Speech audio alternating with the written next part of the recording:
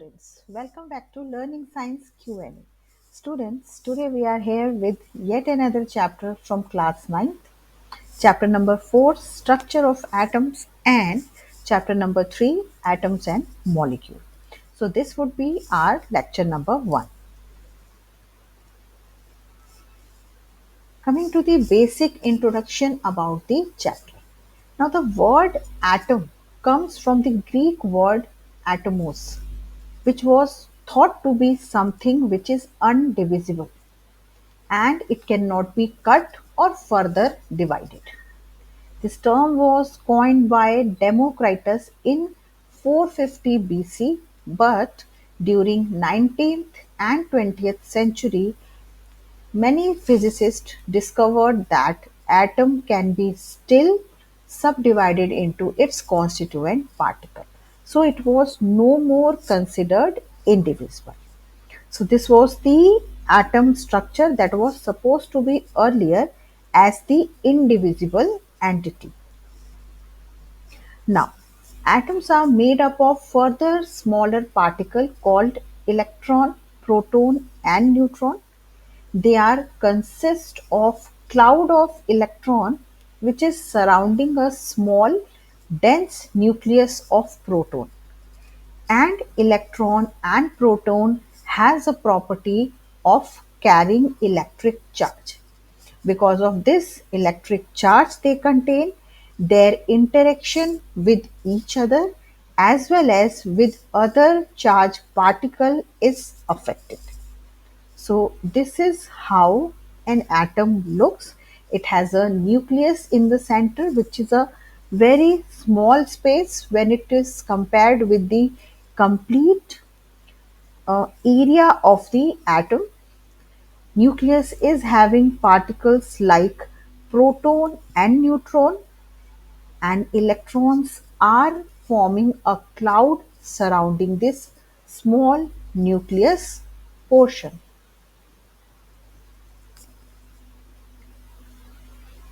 Looking to the simple definition of these particle, neutron, the subatomic particle which forms the part of nucleus of an atom.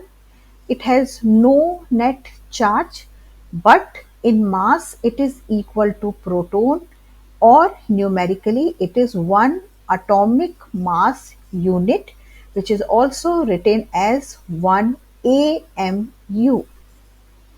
Similarly, proton, positively charged subatomic particle, which is again forming a part of the nucleus. It is the one which determines the atomic number of the element, and it also weighs 1 AMU, or 1 atomic mass unit. Electrons greatly contribute to the charge of the atom.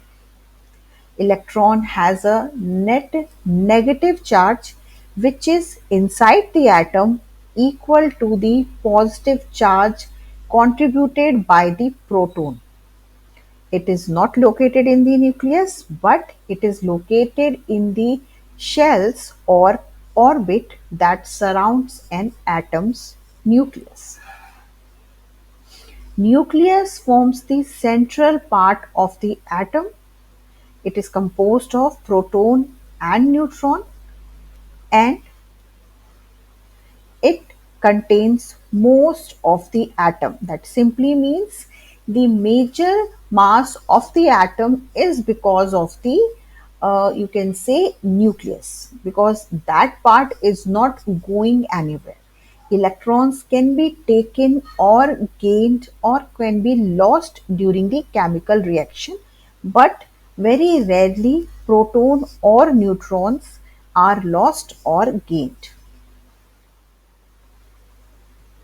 Now coming to some models that were given to demonstrate the structure of the atom.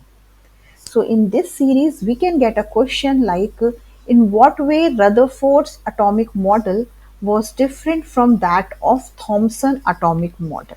Now by looking to the question, you can get that we are talking about two major models here.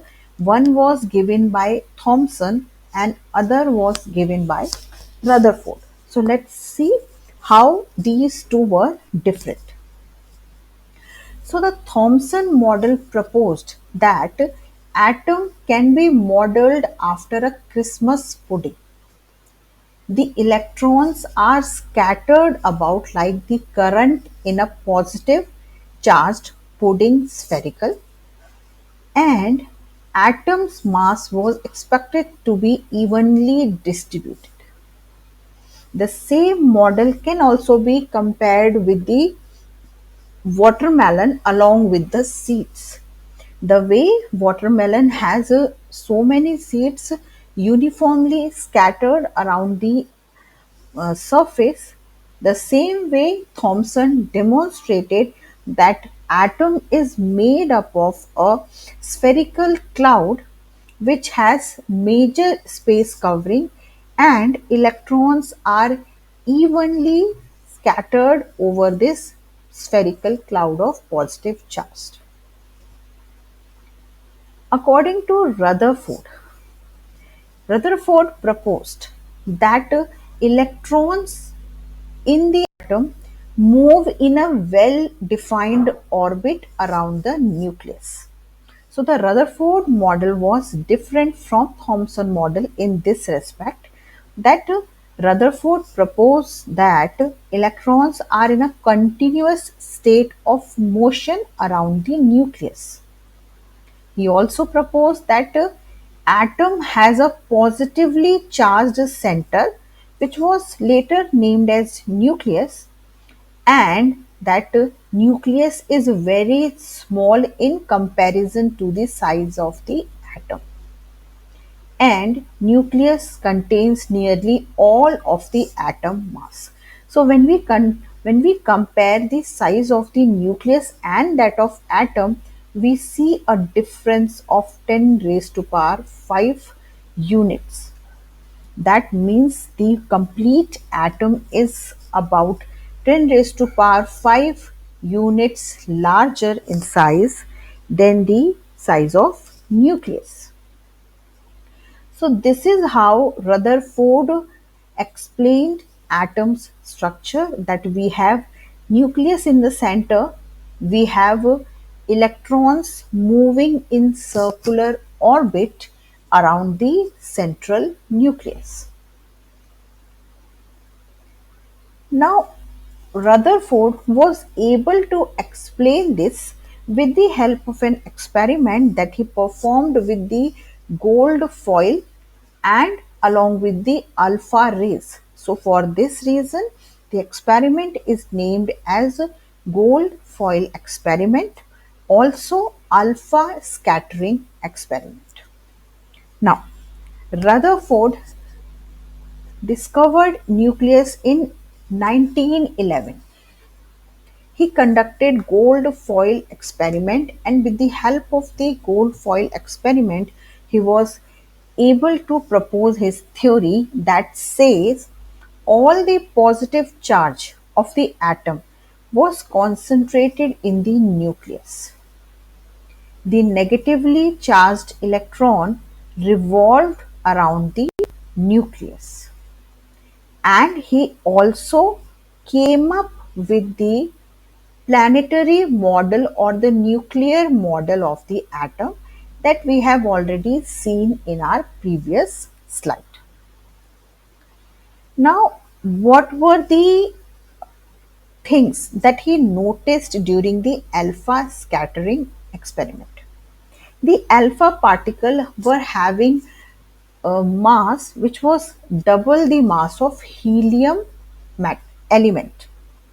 So when he bombarded or when he struck this gold foil, which was extremely thin, so when these foil were bombarded with the alpha particle, Rutherford noticed that most of the alpha particle traveled through the gold foil with almost no deflection. This led him to state that most of the space inside the nucleus is practically hollow, or there is nothing, is not occupied. That is the reason the positive charged alpha particle are going straight without any deflection or without any turning back. Very few were able to deviate from their route.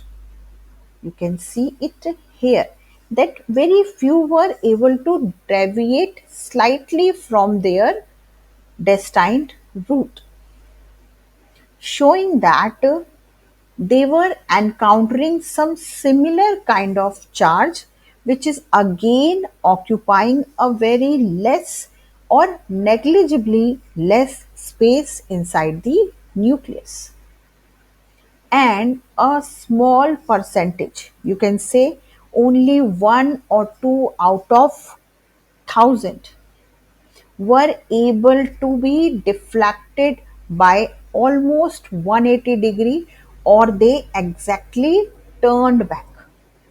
That means only a very few particles were able to strike the exact positive charge or exact nucleus, so they were turning back with exact 180-degree angle. So this was the experiment. This was the theory which was proposed by the Rutherford, and these were the observation that Rutherford observed after performing the gold foil experiment. And with this experiment, he was able to give us this atom model or the structure of atom. Now, both these theories given by Thomson and Rutherford were having drawbacks.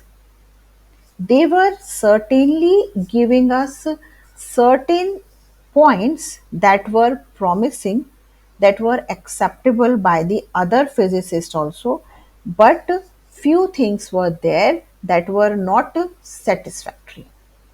So, looking to the drawbacks of the Thomson model. Thomson said the negative and positive charge are equal in magnitude, which was true, and that was making the atom electrically neutral as a whole. But these results were not going with the results carried out by the other scientists. That means using these proposal, the other results that were obtained during that time were not correlating. So it was discarded. Similarly, Rutherford said that the electrons are moving around the nucleus in a circular path, and we say that if any particle is moving in a circular path, would undergo acceleration and at the same time would be radiating some or the other amount of energy. Thus, when these revolving electrons are radiating energy, this may happen that eventually they will lose energy and finally fall into the nucleus. And if this would happen, our atom would be highly unstable, which is not in real sense. What we see actually is atoms are highly stable. So, if the atom is supposed to be unstable, then how come we are getting a stable entity out of this revolving electrons? So these are some of the drawbacks that made the models not so promising, and these defects were corrected by the other upcoming model like Bohr atomic model that we are going to see in our next lecture series. Thanks for watching. Please like, share and subscribe. Thank you.